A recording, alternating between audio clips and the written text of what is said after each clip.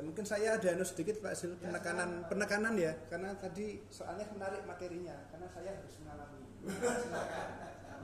Ya terima kasih. Terima kasih Ibu-ibu, selamat siang.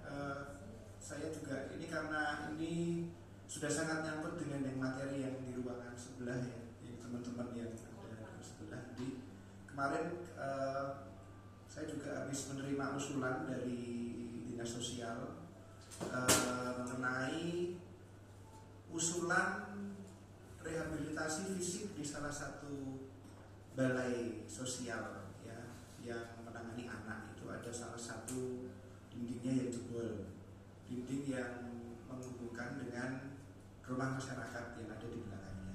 Nah, di dalam surat usulan disampaikan semuanya adalah rehab, alias dengan postingnya itu di akun pemeliharaan atau rehabilitasi. Nah, kemudian ada rapat ya dengan Zoom.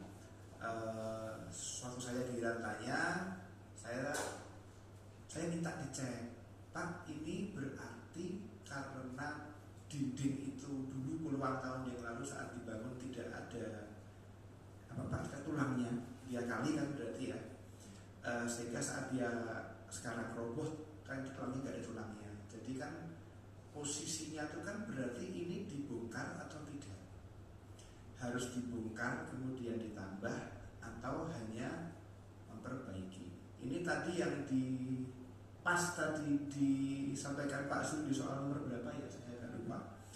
Karena kalau dia hanya memperbaiki berarti kan dia memang hanya merehab istilahnya ya, hanya rehabilitasi, hanya membuat sebuah maintenance. Tapi apabila itu dirobohkan kemudian dibangun lagi, saya yakin temboknya pasti lebih tebal dari yang sebelumnya. Berarti di situ ada unsur pembongkaran. Ternyata betul ada unsur bongkar dan akan dibangun lagi dengan lebih bagus. Saya bilang kalau itu namanya bukan pemeliharaan, itu belanja modal. Anda menambah nilai dinding itu dari semula yang tanpa tulang mau dibangun dengan fondasi ulang ya, dibikin fondasi lagi, dibikin tulang dan lain-lain. Berarti nanti pasti akan ada gap antara nilai dinding semula dengan nilai dinding yang baru, pasti bertambah. Kalaupun dibuat secara kurs keuangan ya, misalnya dulu dibangun tahun 80, sewaktu beras masih 1 liter beras harganya berapa gitu misalnya ya, sama aja, itu pasti nilainya akan terus bertambah karena ada aktivitas membangun ulang.